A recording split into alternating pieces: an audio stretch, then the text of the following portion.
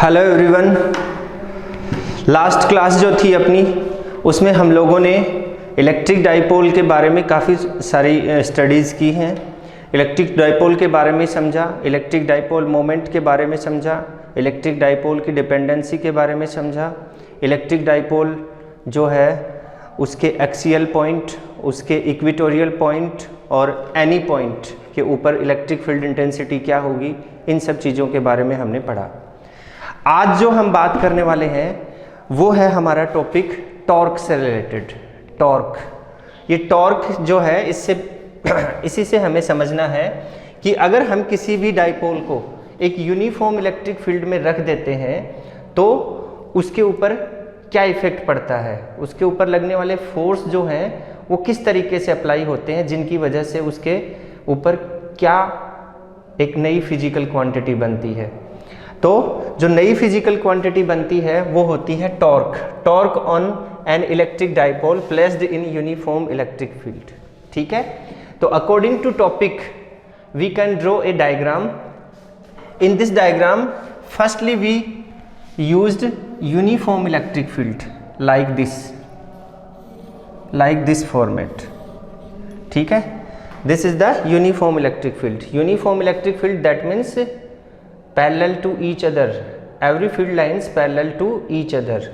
मतलब difference between them, that means this one is B, also this one is B, and also this one is B.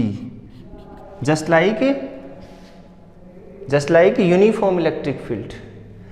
That means we can say that every point of this field, in this field, the magnitude of electric field is same.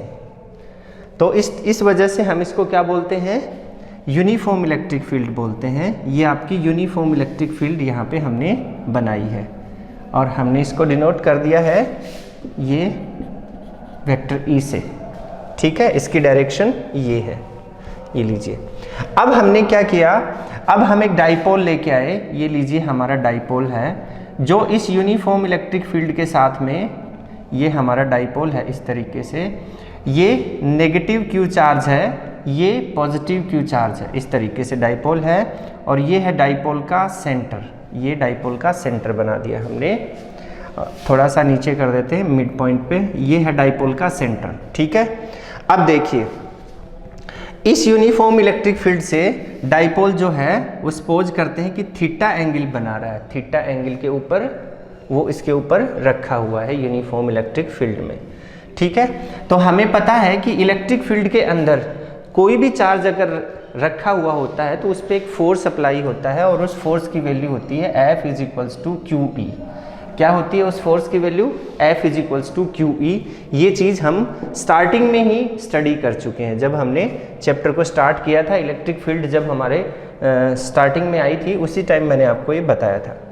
तो ये जो दो charges हैं जिनसे ये dipole बना है, इनके ऊपर भी इलेक्ट्रिक फील्ड जो है वो अपना फोर्स अप्लाई करेगी। और उस फोर्स के लिए हम यहाँ पे दिखाएंगे कि एक फोर्स जो पॉजिटिव चार्ज की वजह से लग रहा है, ड्यू टू पॉजिटिव चार्ज, उसकी डायरेक्शन टुवार्ड्स या similar to the electric field होगी, जिसकी वैल्यू होगी QE, फोर्स की वैल्यू QE। और जो नेगेटिव चार्ज की वजह से जो फोर्स लग रहा है यहाँ पे, उसकी जो डायरेक्शन है वो opposite to the electric field होगी, और उसको दिखाया हमने QE यहाँ से। अब देखिए ये बन गया आपके पास में एक डायग्राम। अब ये जो डायग्राम बना है हमारे पास, इस डायग्राम को अगर हम ढंग से देखें तो हमें एक चीज समझ में आती है कि both are forces same in magnitude but opposite in direction. Same in magnitude but opposite in direction, मतलब दोनों का मैग्नीट्यूड जो है वो सेम है बट इनकी जो डायरेक्शन है वो एक दूसरे की ऑपोजिट है। तो नेट फोर्स, इस केस में जो नेट फोर्स होगा वो क्या होगा, F नेट। ये ध्यान में रखना है हमें, मैं यहाँ पे लिख के छोड़ देता हूँ, इसको हाईलाइट कर देता हूँ। चलिए हाईलाइट कर देता हूँ मैं, ये बहुत ही इंपॉर्टेंट चीज है। F net = 0। और कब, ऑलवेज 0 रहेगा। ठीक है, हमेशा 0 रहेगा। किस केस में, यूनिफॉर्म इलेक्ट्रिक फील्ड के केस में। नॉन यूनिफॉर्म की बात नहीं कर रहे हैं, यूनिफॉर्म इलेक्ट्रिक फील्ड के केस में। ठीक है, अब हमें ये भी पता है कि ये जो आपका डाइपोल है इसकी ये जो डिस्टेंस है, ये डिस्टेंस ये A है यहाँ से यहाँ तक, ये पॉइंट आपका O है, इसको O बनाया हमने, और बाकी की जो डिस्टेंस है यहाँ से यहाँ तक ये भी आपकी A होती है। दैट मीन्स टोटल डिस्टेंस यहाँ पे कितनी है 2A। तो ये हो गया। अब देखिए सपोज करते हैं कि हमारे पास ये जो डाइपोल है ये इस तरीके से है और इसके ऊपर एक फोर्स ऐसे लग रहा है, एक फोर्स ऐसे लग रहा है। तो देखिए फोर्स जो लग रहे हैं ना वो ऐसे ऐसे लग रहे हैं, ऐसे ऐसे लग रहे हैं, ठीक है। मतलब इनकी जो लाइन है, देखो दो केस होते हैं, एक तो फोर्स ऐसे लगे सेम लाइन में, एक इधर एक इधर, लेकिन ये ऐसे नहीं लग रहे हैं। ये देखिए बीच में इनके डाइपोल है, डाइपोल की वजह से ऐसे लग रहे हैं, सेम लाइन में नहीं है इनके। तो इसके लिए भी हम लोग एक स्टेटमेंट यहाँ पे लिख सकते हैं और उस स्टेटमेंट को मैं आपको बाद में बताऊंगा कि ये सेम लाइन में यहाँ पे बिल्कुल नहीं है, ऐसे अलाइन नहीं है, ये अलाइन नहीं है, ठीक है, ऐसे लग रहे हैं ऐसे, ठीक है। तो उस केस में क्या होगा, उस केस में ये जो है ना ये रोटेट करने लग जाएगा। ये रोटेट मतलब ये एक्सिस है इसकी, ये इसकी एक्सिस है, ये इसका सेंटर है, मास, सेंटर ऑफ मास मान सकते हैं इसको। इसके रिस्पेक्ट में, इस एक्सिस के रिस्पेक्ट में इधर से फोर्स लगा, इधर से फोर्स लगा, तो ये ऐसे रोटेट करेगा। ये वाला फोर्स इधर लगाएगा, ये वाला इधर लगाएगा, दैट मीन्स इसकी जो डायरेक्शन हो जाएगी वो क्लॉकवाइज हो जाएगी, डायरेक्शन ऑफ रोटेशन क्लॉकवाइज, ये इधर से और ये वाली इधर से, ऐसे डायरेक्शन ऑफ रोटेशन हो गई है इसकी, ठीक है। ये समझना है हमें। तो अब हमें यहाँ से क्या निकल के आया, जो स्टेटमेंट यहाँ से निकल के आया उसके बारे में हम बात करते हैं। देखिए मैं बताता हूँ, हमने जो चीज़ अभी समझी है उसको हम राइट कैसे करेंगे। राइट करेंगे two equal and opposite forces are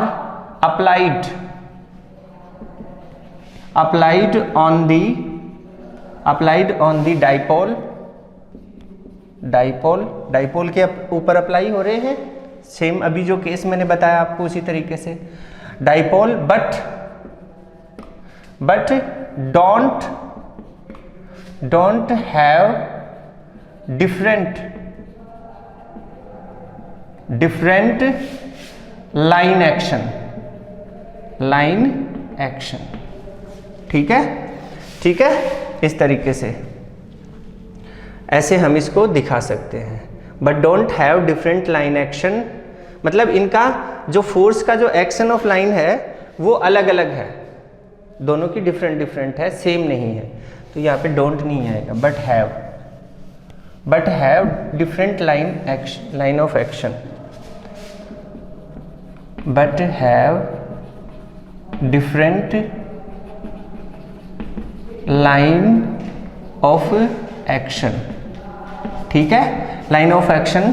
show that, तो उसकी वजह से क्या होगा, so that it rotates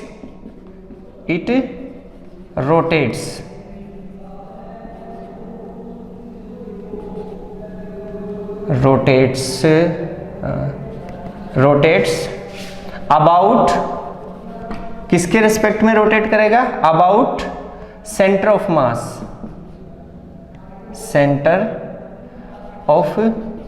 mass O, ये जो सेंटर ऑफ मास है इसके रिस्पेक्ट में या फिर एक्सिस के रिस्पेक्ट में O, ड्यू टू दिस, इसकी वजह से क्या होगा, इट प्रोड्यूसेस टॉर्क, ये क्या प्रोड्यूस करेगा, टॉर्क। और यहाँ पे देखिए ये टॉर्क, यहाँ पे भी एक फोर्स है, यहाँ पे भी एक फोर्स है, और टॉर्क का जो फॉर्मूला होता है वो क्या होता है, टॉर्क ऐसे लिख देते हैं, टॉर्क को टो से डिनोट करते हैं। टो इज इक्वल्स टू, क्या फॉर्मूला होता है, force into perpendicular distance, force into perpendicular distance, force into perpendicular distance, इस तरीके से ये फॉर्मूला होता है। अब देखिए यहाँ फोर्स लग रहा है, ये वाला फोर्स लग रहा है इस तरीके से, ठीक है। तो हमें इसके लिए इसकी परपेंडिकुलर डिस्टेंस निकालनी पड़ेगी। और वो परपेंडिकुलर डिस्टेंस क्या होगी, देखिए, जैसे ध्यान से देखिए, जैसे ये है आपका टॉर्क और ये ऐसे रोटेट हो, ये आपका डाइपोल है, ऐसे रोटेट हो रहा है, ऐसे रोटेट हो रहा है, तो इसकी परपेंडिकुलर डिस्टेंस मतलब ये ऐसे है तो इसकी परपेंडिकुलर डिस्टेंस, ये वाली डिस्टेंस ऐसे, ये वाली डिस्टेंस जो है ना, इसकी बात कर रहे हैं हम लोग। दैट मीन्स परपेंडिकुलर डिस्टेंस कौन सी होगी इसकी, ये डिस्टेंस जो है ये इसकी परपेंडिकुलर डिस्टेंस होगी। इसको हमने यहाँ से मिला दिया। इसी तरीके से यहाँ भी फोर्स लग रहा है तो इसकी भी एक परपेंडिकुलर डिस्टेंस होगी, ये लीजिए ऐसे, ठीक। अब देखो ये कंपोनेंट बन गए इसके, ये एंगल 90 डिग्री का है, ठीक, ये डिस्टेंस a है, तो हम इसके कंपोनेंट बनाएंगे तो ये वाला जो कंपोनेंट होगा इसका, ये कंपोनेंट हो जाएगा इसका a cos थीटा और ये हो जाएगा a sin थीटा। इसके बारे में हमें पहले से पता है, ठीक है। कैसे बनाते हैं हम, a cos थीटा और ये वाला a sin थीटा, दो कंपोनेंट बन गए, शायद दिखाई दे रहे होंगे आपको, ठीक है। देखिए दो कंपोनेंट बन गए, दोनों के अलग अलग। अब फोर्स लग रहा है यहाँ पे ये और यहाँ पे ये, तो यहाँ पे देखिए टॉर्क जो है वो दोनों फोर्सेस के लिए अलग अलग टॉर्क होगा। तो हमने लिखा टॉर्क वेक्टर क्वांटिटी होती है net torque is equals to τ1 मान लिया, दूसरे के लिए τ2 मान लिया, इस तरीके से। तो net is equals to force into perpendicular distance a sin theta plus f दूसरे के लिए into perpendicular distance a sin theta, दोनों के लिए सेम ही है परपेंडिकुलर डिस्टेंस, ठीक है। अब फोर्स की वैल्यू आपके पास में क्या है, मैंने बताया था आपको, F is equals to QE होती है फोर्स की वैल्यू।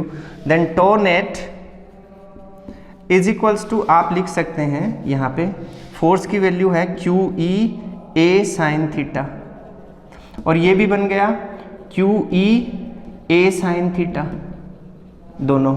देन नेट टॉर्क बनेगा आपका, नेट टॉर्क यहाँ से 2 QE A sin थीटा, ये बन गया आपका। अब देखो इनको अगर मैं एक जगह लिख दूं, देखना आप लोग, अगर मैं ऐसे लिख दूं tau net is equals to Q.2A into E sin theta, ऐसे बना दिया इसको, मतलब तो एक ही निकला दोनों का। और ये जो चीज़ होती है आपको पता है ये किसके बराबर होती है, सिंस डाइपोल मोमेंट Q.2A के बराबर होती है, तो इसकी जगह हम क्या लिख सकते हैं P। तो tau net is equals to PE sin theta, क्या हो गया PE sin थीटा, इस तरीके से हमने इसको डिनोट किया, ठीक है। कुछ समझ में आया आपको, कुछ समझ में आया? देखिए ध्यान से, एक बार ध्यान से देख लीजिए हमने किया क्या है इसके अंदर।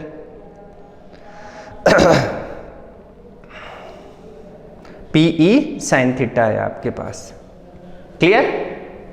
अब देखो एक चीज हमें यहाँ पे देखनी है और वो क्या है, वो देखिए यहाँ पे ये जो है ऐसे रोटेट कर रहा है आपका डाइपोल, यहाँ पे इस तरीके से रोटेट कर रहा है, ऐसे ऐसे रोटेट कर रहा है ऐसे, ठीक है। तो क्या होगा देखिए, ये इसका जो रोटेशन है वो ये होगा क्लॉकवाइज डायरेक्शन में रोटेशन। अब इसको लेके आते हैं तो ये ऐसे रोटेट कर रहा है तो ये भी ऊपर की तरफ जा रहा है, तो ये भी कैसा रोटेशन है, क्लॉकवाइज ही है, क्लॉकवाइज रोटेशन, ठीक है। दैट मीन्स τ1, ये देखिए τ1 और τ2 बोथ आर किस में है, ये भी क्लॉकवाइज है और ये भी आपका क्लॉकवाइज डायरेक्शन में है, दोनों ही क्लॉकवाइज डायरेक्शन में रोटेट हो रहे हैं। तो कंप्लीट जो नेट टॉर्क आया आपका, ये नेट टॉर्क, ये भी किस डायरेक्शन में होगा, क्लॉकवाइज डायरेक्शन में होगा, क्लॉकवाइज डायरेक्शन, ठीक है। अब देखने वाली बात क्या है वो देखिए यहाँ पे। अब यहाँ पे जो थीटा एंगल बन रहा है, ये थीटा एंगल, इसकी बात कर रहे हैं हम लोग, ये जो थीटा एंगल बन रहा है आपका, इसकी बात कर रहे हैं। ये क्या है, थीटा एंगल क्या है यहाँ पे, is the angle between P and E। P मतलब डाइपोल मोमेंट और E मतलब इलेक्ट्रिक फील्ड, P और E के बीच में बन रहा है। देखो कहाँ बन रहा है, ये है आपका थीटा एंगल, ये लीजिए थीटा एंगल। डाइपोल मोमेंट की डायरेक्शन होती है negative to positive, negative to positive. तो ये हो गई आपके डाइपोल मोमेंट की डायरेक्शन ऐसे।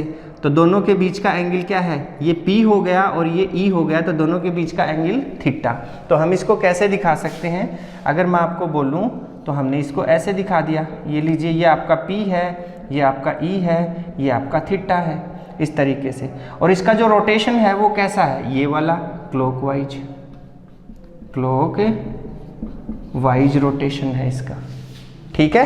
तो अगर ऐसा है हमारे पास में तो हम क्या कर सकते हैं, देखिए इसको इरेज करना पड़ेगा हमें, बिल्कुल करना पड़ेगा और कोई ऑप्शन नहीं है हमारे पास, ठीक है। इसको इरेज करता हूं मैं, देखिए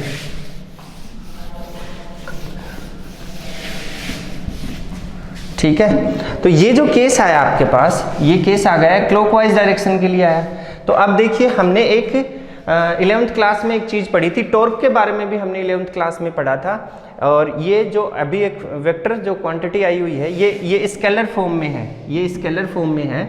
अगर हम लोग एक स्टेटमेंट को कंसीडर करें, आपको पता है कि vector A cross vector B is equals to होता है AB साइन थीटा, ये होता है कि नहीं, हमने ये पढ़ा है 11th क्लास में, मोशन इन ए प्लेन वाले चैप्टर में जब वेक्टर पढ़ रहे थे उस टाइम।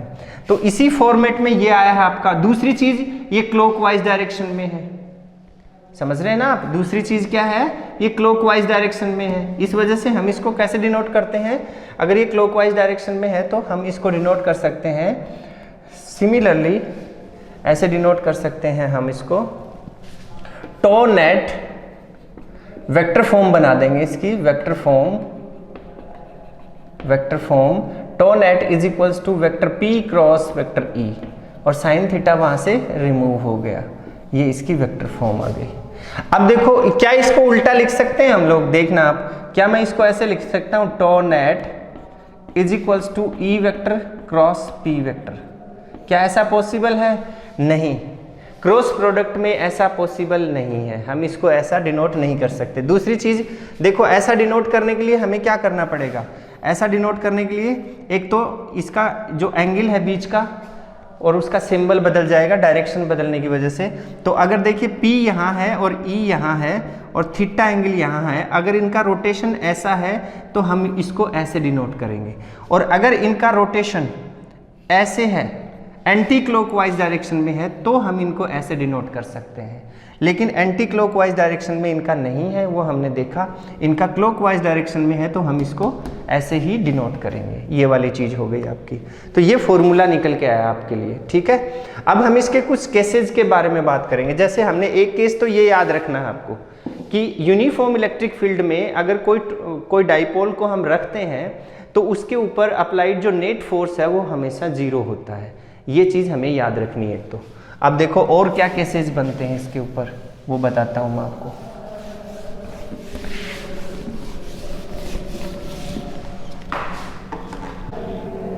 हाँ जी, तो इसके अंदर हमने सबसे पहला केस लिया है कि टॉर्क जो है वो मैक्सिमम कब हो सकता है, किस केस में मैक्सिमम हो सकता है। उसके लिए यहाँ पे देखिए मैंने केस लिखा है, when is this torque maximum. तो हमने देखिए क्या करना है, जैसे हमने इलेक्ट्रिक फील्ड बनाई, ऐसे इलेक्ट्रिक फील्ड बनाई, ये बना दी इलेक्ट्रिक फील्ड, ठीक है। इस तरीके से ये हमारी यूनिफॉर्म इलेक्ट्रिक फील्ड है, ठीक। अब मैक्सिमम टॉर्क के लिए मैं यहाँ पे लिख रहा हूँ, since we know that tau is equals to PE sine theta, tau is equals to PE sine theta. अब इस फॉर्मूले में देखिए P क्या है, dipole moment of the dipole, E क्या है, इलेक्ट्रिक फील्ड। तो ये दोनों जो चीजें हैं ये तो फिक्स हो चुकी हैं, क्योंकि डाइपोल मोमेंट जो है वो एक बार जितना किसी डाइपोल का बनना है वो बन जाता है। इलेक्ट्रिक फील्ड जो हमने ली है वो वेरी नहीं करेगी टाइम के साथ में, वो भी फिक्स है। तो टो की जो वैल्यू है वो डिपेंड करेगी इस थीटा एंगल के ऊपर। किस पे डिपेंड करेगी, इस थीटा एंगल के ऊपर। तो अगर हमें मैक्सिमम वैल्यू चाहिए किसकी, टो की, व्हेन टो मैक्सिमम सॉरी ऐसे ही कर देते हैं डायरेक्टली, टो को अगर मैक्सिमम करना है आपको तो क्या करना पड़ेगा आपको, टो मैक्सिमम करना है। तो उस केस में आपको क्या करना पड़ेगा, साइन थीटा को भी मैक्सिमम करना पड़ेगा। और साइन थीटा को मैक्सिमम करने का मतलब है कि थीटा की जो वैल्यू है वो ±1 होनी चाहिए, मैक्सिमम होनी चाहिए, ठीक है। और इसकी जो ये वैल्यू है थीटा की, ये कब आती है ऐसी, जब वो 90 डिग्री हो एंड 270 डिग्री हो, इस केस में ही आएगी, ठीक है। तो हम इस केस में ही इसको कंसीडर कर सकते हैं। तो उस केस में अगर इतनी वैल्यू आती है, जैसे मान लीजिए कि हमने 90 डिग्री वैल्यू ली, तो ये जो इक्वेशन है इस इक्वेशन को फॉलो करें, therefore tau is equals to PE sine 90 degree. तो क्या बन जाएगा आपके पास में, tau is equals to PE, ये इसकी मैक्सिमम वैल्यू है। क्या है, मैक्सिमम वैल्यू। बट यहाँ से देखिए P is equals to Q dot 2A होता है, तो हम इसको ऐसे भी लिख सकते हैं 2A इंटू E, ये इसकी मैक्सिमम वैल्यू आ गई। अब यहाँ पे देखते हैं इसको, देखिए अब देखिए परपेंडिकुलर लिया भाई, मैं 90 डिग्री का मतलब परपेंडिकुलर, तो परपेंडिकुलर लिया यहाँ पे, ये ले लिया परपेंडिकुलर, ये आपका डाइपोल है, ये इसका सेंटर है, ये यहाँ पे +Q चार्ज, ये यहाँ पे -Q चार्ज, ठीक है। परपेंडिकुलर लिया है हमने, तो इस केस में हमें इसकी वैल्यू मैक्सिमम लेनी है, 90 डिग्री पे बना दिया। जो इलेक्ट्रिक फील्ड और इसकी जो डायरेक्शन होगी किसकी, P की डायरेक्शन ये है, P मतलब dipole moment negative to positive, और इलेक्ट्रिक फील्ड की डायरेक्शन ये है, तो दोनों के बीच का एंगल बन गया 90 डिग्री। बना कि नहीं बना, बन गया। तो इस केस में हम लोग क्या करेंगे, अब आप देख सकते हैं यहाँ पे क्लियरली आपको पता लग रहा है कि ये जो केस है, इस केस के अंदर जो रोटेशन होगा, ये फोर्स लगा इधर से, ये फोर्स लगा, ठीक। अब अगर हम इसको प्लस माइनस में ले रहे हैं यहाँ पे, और अगर मैं इसको 270 डिग्री पे लेके जाऊँ, मतलब इसको ऐसे घुमा दूँ, 270 डिग्री का मतलब ऐसे घुमाना पड़ेगा हमें इसको, तो हमने इसको यहीं बना दिया। देखिए ये तैयार हो गया है आपका, ये माइनस, ये इसका सेंटर O, ये इसका सेंटर O, ये -Q इधर आ गया, +Q इधर आ गया, ठीक। अब इस केस में देखिए इसके जो रोटेशन की डायरेक्शन है वो ये है, नेगेटिव टू पॉजिटिव, इस तरीके से रोटेट हो रहा है, ये पहले भी हम देख चुके हैं, ठीक है। अब इसमें जो P की डायरेक्शन है वो ये हो गई आपकी, P की डायरेक्शन नेगेटिव टू पॉजिटिव, और यहाँ पे देखिए E की डायरेक्शन आपकी ये है, ये E की डायरेक्शन है इधर। तो दोनों के बीच में बनने वाला एंगल जो है वो कितना हो गया है, यहाँ पे 270 डिग्री हो गया है। तो उस केस में इसका जो रोटेशन होगा वो कैसा होगा, इसका जस्ट उल्टा बन जाएगा, उल्टा रोटेशन करेगा ये, ठीक है। तो ये केस हमारे पास में निकल के आया है। तो इस केस में क्या नज़र आ रहा है आपको, इस केस में नज़र आ रहा है कि in this case dipole moment and electric field are perpendicular to each other. तो आप यहाँ पे लिख सकते हैं, जब मैक्सिमम वैल्यू चाहिए हमें, तो हम लोग लिख सकते हैं for this case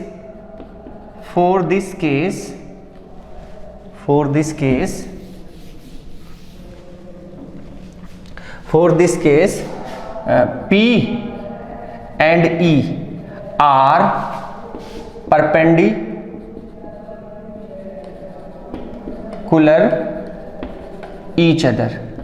perpendicular each other. For this case, dipole moment and electric field are कैसे होने चाहिए, परपेंडिकुलर टू ईच अदर, मतलब एक दूसरे के परपेंडिकुलर होने चाहिए, should be perpendicular to each other. तब क्या होगा, टॉर्क मैक्सिमम होगा। ये चीज़ हमें यहाँ पे लेनी है, ठीक है। अब एक और केस की बात करें हम लोग, देखो नेक्स्ट जो केस है अपना, वो आपके सामने है, when is this torque minimum और जीरो। जब टॉर्क मिनिमम और जीरो हमें करना है, उस केस में हमें क्या करना पड़ेगा वो देखिए। तो हमारे पास में जो इक्वेशन है, उस इक्वेशन को जैसे हमने लास्ट केस में कंसीडर किया था, उसी तरीके से इसमें भी कंसीडर करेंगे। यहाँ से देखिए, since we no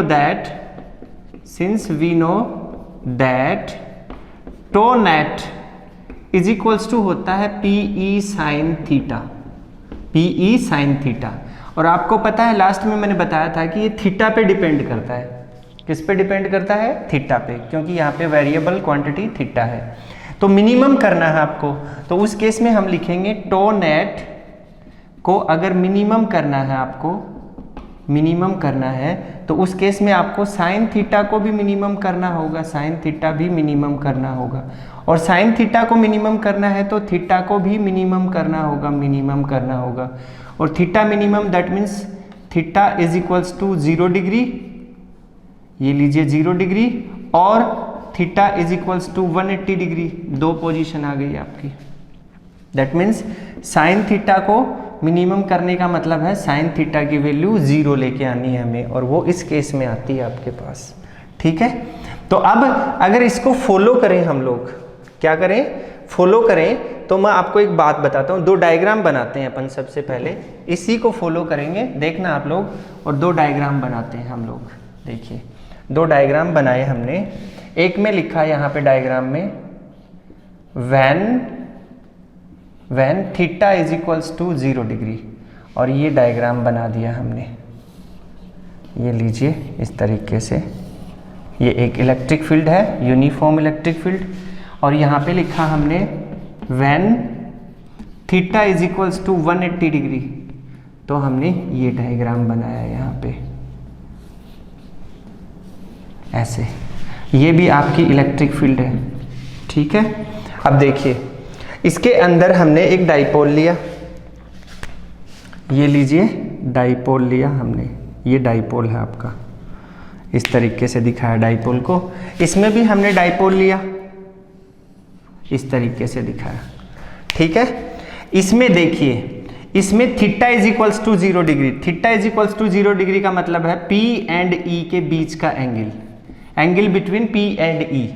dipole moment and electric field के बीच का एंगल 0 डिग्री बनाना है। तो ये देखिए कैसे बनेगा आपका, ध्यान से देखिएगा आप इसके अंदर डायग्राम में। यहाँ पे क्या आएगा आपका, पॉजिटिव क्यू चार्ज। जैसे ऐसे था ये डाइपोल, याद कीजिए, सपोज कीजिए ऐसे था, तो यहाँ पे पॉजिटिव क्यू चार्ज था, यहाँ पे नेगेटिव क्यू चार्ज था, ये एंगल थीटा था। इस थीटा को 0 कर दिया तो ये घूम के ऐसे हो गया, समझ में आया। तो प्लस क्यू इधर आ गया और माइनस क्यू इधर आ गया। ठीक, और ये इसका सेंटर बन गया O। ठीक है, अब देखिए फोर्स लगेगा इसमें, ध्यान से देखिएगा क्या लगेगा, फोर्स। तो इस प्लस क्यू की वजह से, due two plus Q charge, force जो है वो लगेगा इस डायरेक्शन में, QE force along the electric field. और ये जो माइनस क्यू है, ये जो फोर्स लगाएगा वो होगा इस डायरेक्शन में, माइनस क्यू इस डायरेक्शन में लगेगा, opposite to the electric field. तो ये जो आपका डाइपोल है, इस केस में स्ट्रेच हो रहा है, वो उसको खींच रहा है ऐसे, दोनों साइड से ऐसे खींच रहा है। लेकिन ये इस केस में देखिए, ध्यान से देखिए आप, नेट फोर्स तो 0 होता ही है, मैंने बताया था आपको। अब इस केस में क्या ये रोटेट हो रहा है, नहीं हो रहा है, नहीं हो रहा है, बिल्कुल भी नहीं हो रहा है।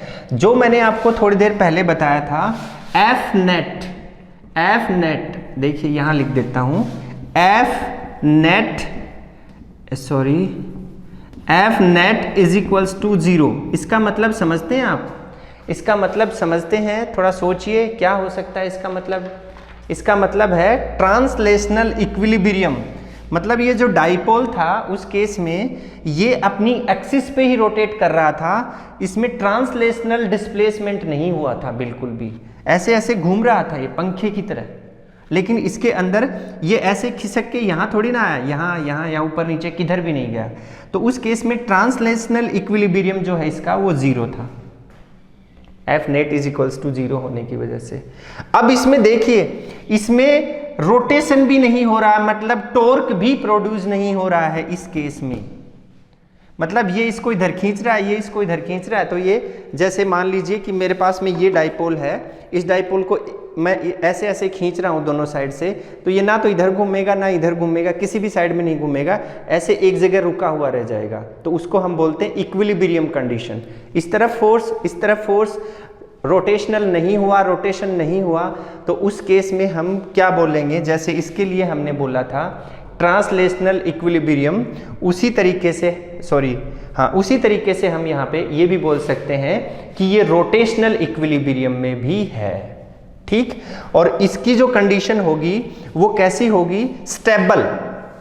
कैसी होगी? स्टेबल कंडीशन होगी। और स्टेबल क्यों होगी वो मैं आपको अभी बताता हूँ।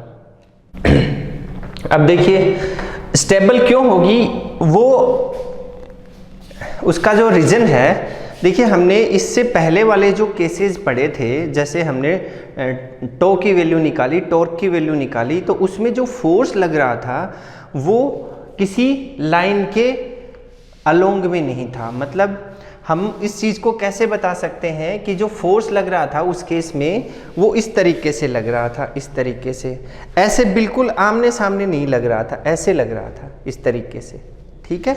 तो इस केस में क्या हो रहा है, इस केस में जो फोर्स अप्लाई हो रहा है वो आपको साफ नज़र आ रहा है यहाँ पे देखिए। उसके अंदर जो फोर्स है वो सेम लाइन ऑफ एक्शन में है और पहले वाले में सेम लाइन ऑफ एक्शन में नहीं था। तो सेम लाइन ऑफ एक्शन में होने की वजह से एक फोर्स इधर, एक फोर्स इधर, तो इसके अंदर ट्रांसलेशनल इक्विलिब्रियम और रोटेशनल इक्विलिब्रियम दोनों के दोनों जीरो हो गए। उस केस में हम बोल सकते हैं कि अप्लाइड नेट फोर्स तो ऑलरेडी जीरो था ही, अब इसके अंदर टो नेट की वैल्यू भी जीरो हो चुकी है। ये केस इसमें लागू हो गया। अब देखो ऐसा क्यों हो रहा है इसके अंदर? ऐसा इसलिए हो रहा है कि अगर हम देखें तो इस केस में हमें साफ नजर आ रहा है कि इस केस में P की जो वैल्यू है वो ये है, direction of P, direction of P मतलब डाइपोल मोमेंट की डायरेक्शन एंड E की direction both are similar in this case. देखिए दोनों की डायरेक्शन सेम है, ठीक। इस केस में जो डाइपोल है वो बड़ा खुश रहता है। खुश क्यों रहता है? क्योंकि इलेक्ट्रिक फील्ड ने अपना काम कर दिया। इलेक्ट्रिक फील्ड हमेशा डाइपोल को अपनी डायरेक्शन में लाने की कोशिश करती रहती है, ठीक। और जैसे ही वो उसकी डायरेक्शन में आ गया तो उस पोजीशन को हम स्टेबल पोजीशन मान लेते हैं, वो स्टेबल पोजीशन में आ जाता है। अब अगर आप इसको हल्का सा क्या कर दें, स्लाइटली डिस्प्लेस कर दें, जैसे मान लीजिए आपने इसको ऐसा स्लाइटली डिस्प्लेस कर दिया, ये लीजिए ऐसे कर दिया थोड़ा सा, तो ये आपका नेगेटिव क्यू इधर हो गया, पॉजिटिव क्यू इधर हो गया। तो ये इस तरफ फोर्स लगा रहा है, ये इस तरफ फोर्स लगा रहा है, तो ये टक वापस अपनी पोजीशन में आ गया। या फिर अगर हम इसको उल्टा करें, जैसे देख लीजिए ऐसे उल्टा कर दिया, इस डायरेक्शन में कर दिया, ये आपका पॉजिटिव क्यू आ गया इधर, ये आपका नेगेटिव क्यू आ गया इधर। तो नेगेटिव, ये पॉजिटिव क्यू जो फोर्स लगा रहा है, ध्यान से देखिएगा आप, उल्टा हो गया है। अब की बार पोजीशन बदल गई है, ये इस तरफ जा रहा है, ये इस तरफ जा रहा है, ठीक है। तो अब की बार दोबारा से देखिए, फोर्स जो है वो इसको दोबारा से टक वापस उसी पोजीशन में ले आएगा। ये समझ में आया आपको? तो इससे हमें क्या पता चला? इससे हमें एक बात का पता चला, इससे एक कंक्लूजन निकलता है। वो कंक्लूजन क्या है वो मैं आपको बताता हूँ। पहले इसको थोड़ा कंक्लूजन इसके बारे में मैं लिख देता हूँ यहाँ पे, इसको इरेज करना पड़ेगा हमें। इसको इरेज करके मैं इसका कंक्लूजन लिखता हूँ। देखिए क्या है इसका कंक्लूजन, ये था theta is equals to 0 degree के लिए। तो इसमें हम लिख सकते हैं when theta is equals to 0 then force same line of action. When theta is equals to 0 degree then force same line of action, same line of action, ठीक है। तो इस केस में क्या होगा, F net is equals to 0 and tau net is equals to also 0, ठीक है। दोनों ही 0 में आ गए। और इस केस में क्या होता है, ये जो पोजीशन है इसको क्या बोलते हैं, stable equilibrium. Equilibrium, stable equilibrium. Stable क्यों है मैंने आपको बताया, स्टेबल इसलिए है सेम लाइन में है, ठीक। अगर थोड़ा सा भी स्लाइटली डिस्प्लेस कर दिया तो वापस अपनी पोजीशन में आ जाता है। और इक्विलिब्रियम में क्यों है, इक्विलिब्रियम में इसलिए है कि दोनों की वैल्यू 0 है। ट्रांसलेशनल इक्विलिब्रियम और रोटेशनल इक्विलिब्रियम दोनों 0 हैं, इसलिए इक्विलिब्रियम में है, ठीक है। ये वाली चीज आ गई। अब अगर हम इस केस में आते हैं, चलिए इस केस में आते हैं, ठीक है। इस केस में क्या होगा देखिए 180 डिग्री, मतलब P और E के बीच में ये जो एंगल बनता है ये किसके बीच में है, P एंड E के बीच का एंगल है, angle between P and E। तो ये E की डायरेक्शन है और P की डायरेक्शन हमें उल्टी बनानी पड़ेगी। तो उल्टी बनानी पड़ेगी तो इस केस में हमें क्या करना है, -q इधर लिया प्लस q इधर लिया, ठीक। और हमने डायरेक्शन बनाई, और डायरेक्शन बनाई तो P की डायरेक्शन नेगेटिव Q से पॉजिटिव Q की तरफ हो गई, ये हो गई आपके P की डायरेक्शन, ठीक। इस केस में जो फोर्स अप्लाई होगा वो देखिए किस तरफ होगा, ध्यान से देखिएगा आप। फोर्स जो अप्लाई होगा उसको हमें शो करना है यहाँ पे। सोचिए जरा किस तरफ अप्लाई होगा फोर्स, नेगेटिव Q और पॉजिटिव Q की तरफ से किस साइड में फोर्स अप्लाई होगा, सोचिए, देखिए जरा। आपको पता है कि हमने जो इसमें फोर्स लगाया था सेम प्रोसेस इसमें लगाना है हमें, तो पॉजिटिव Q की वजह से जो फोर्स लगता है उसकी जो डायरेक्शन होती है वो इलेक्ट्रिक फील्ड की डायरेक्शन में होती है, ये वाली डायरेक्शन। ये फोर्स लगा आपका QE इधर, और नेगेटिव Q की वजह से जो फोर्स लगता है वो इलेक्ट्रिक फील्ड के ऑपोजिट डायरेक्शन में लगता है, तो ये वाला फोर्स लगा इधर, ये लीजिए QE। दोनों फोर्स जो हैं ऐसे लग रहे हैं इसमें, ठीक है, दोनों फोर्स जो हैं वो एक दूसरे की तरफ लग रहे हैं, ठीक। तो इस केस में भी देखिए क्या ये रोटेट करेगा, ये रोटेट नहीं करेगा।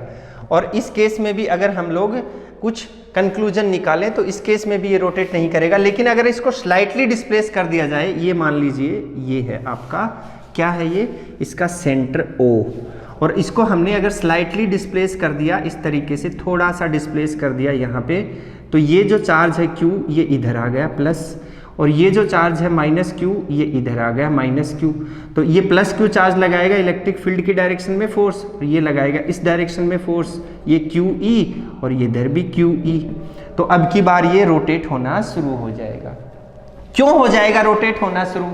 मैंने आपको बताया कि ये जितना भी सिस्टम हमने पढ़ा है इसका एक ही मतलब निकलता है, ये टॉर्क वोर्क जो भी हमने लगाया है यहाँ पे, इसका एक ही मतलब निकलता है कि अगर किसी भी यूनिफॉर्म इलेक्ट्रिक फील्ड में हम डाइपोल को रख देते हैं तो इलेक्ट्रिक फील्ड हमेशा डाइपोल मोमेंट की डायरेक्शन को अपनी डायरेक्शन में शामिल करने की कोशिश करती रहती है, मतलब वो उसको अपनी डायरेक्शन में लाने की कोशिश करती रहती है, इसीलिए इसके अंदर वो रोटेशन होता है, टॉर्क लगता है। अब देखिए, अब इसकी अगर ये घूम के देखिए, ये तो घूमने लग गया, लेकिन घूमते घूमते घूमते घूमते वापस ऐसे हो गया। कौन सी सिचुएशन में हो गया? इस थीटा इज इक्वल्स टू 0 वाली सिचुएशन में। प्लस Q इधर आ गया, नेगेटिव Q इधर आ गया, दोबारा से वही सिचुएशन आ गई पहले वाली, और अब ये स्टेबल इक्विलिब्रियम हो गया है। लेकिन इन दिस केस में ये क्या है? अनस्टेबल है। क्यों? क्योंकि ये अपनी ओरिजिनल पोजीशन को गेन नहीं कर रहा है, इसलिए हम इसको बोलेंगे अनस्टेबल इक्विलिब्रियम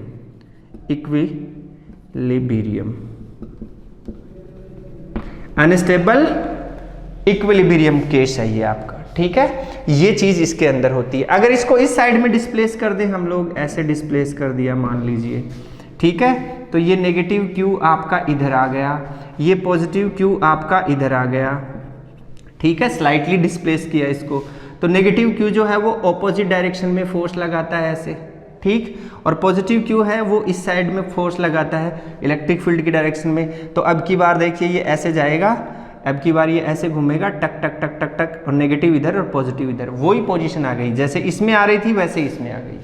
तो ये हमेशा क्या करती है इलेक्ट्रिक फील्ड? हमेशा डाइपोल मोमेंट की डायरेक्शन को अपनी डायरेक्शन में लाने की कोशिश करती रहती है। तो उस केस की वजह से ये हमारे पास स्टेबल इक्विलिब्रियम और अनस्टेबल इक्विलिब्रियम दो केस बनते हैं। इनको हम राइट कैसे करेंगे वो मैं आपको बताता हूँ। इनकी जो कंडीशन है उसको हम कैसे राइट करेंगे वो मैं आपको यहाँ पे बता रहा हूँ, लिख के देखिए कैसे लिखेंगे इसको। जो कंक्लूजन निकला है उसको कैसे राइट करेंगे हम लोग, उसको हम राइट कर सकते हैं यहाँ से, देखिए कंक्लूजन।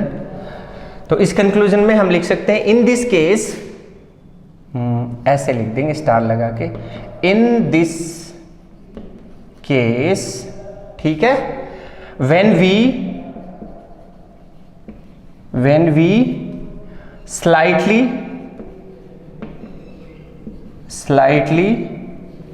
ठीक है, डिस्प्लेस the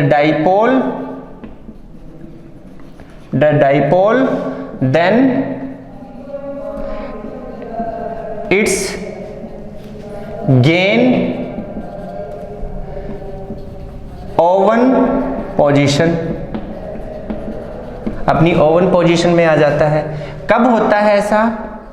जब theta is equals to 0 degree angle लिया आपने, ठीक है।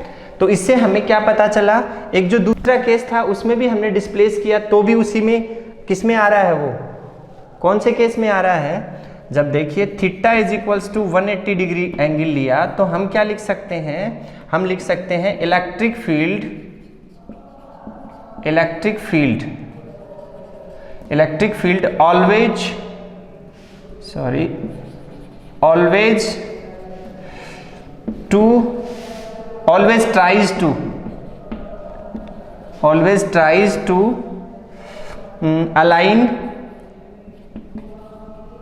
always tries to align the dipole along its oven direction।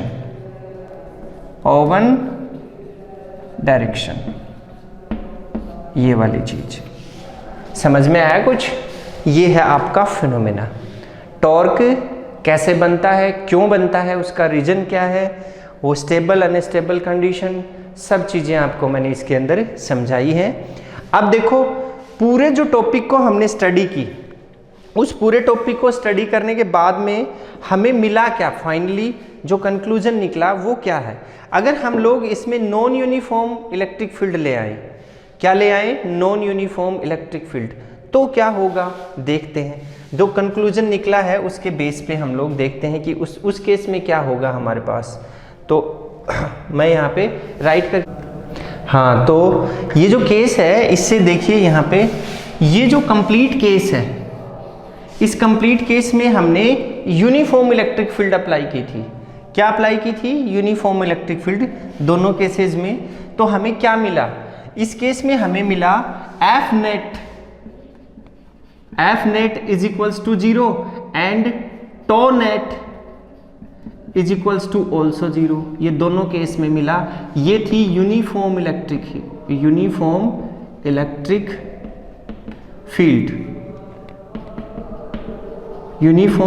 Field के केस में, ठीक है। मतलब theta is equals to 0 and 180 degree के केस में हमें ऐसा मिला। Theta is equals to 0 and 180 degree के केस में हमें ऐसा मिला। अदर जो केस होंगे, अदर जो एंगल्स होंगे, अदर एंगल्स के लिए मे और may not be 0। Other angles के लिए मे और मे नॉट बी 0, ठीक है। अदर्स के लिए होगा कि नहीं वो उसको कैलकुलेट करेंगे तब पता चलेगा। अब अगर नॉन यूनिफॉर्म इलेक्ट्रिक फील्ड हो, कैसी हो? नॉन यूनिफॉर्म इलेक्ट्रिक फील्ड हो तो हम लोग क्या लिख सकते हैं? एफ नेट क्या होगा? मे और मे नॉट बी 0 और tau net is equals to, ये भी क्या होगा? मे और मे नॉट बी 0। इसलिए हम इस नॉन यूनिफॉर्म वाले को कंसीडर नहीं करते हैं, हम तो यूनिफॉर्म वाले को ही कंसीडर करते हैं।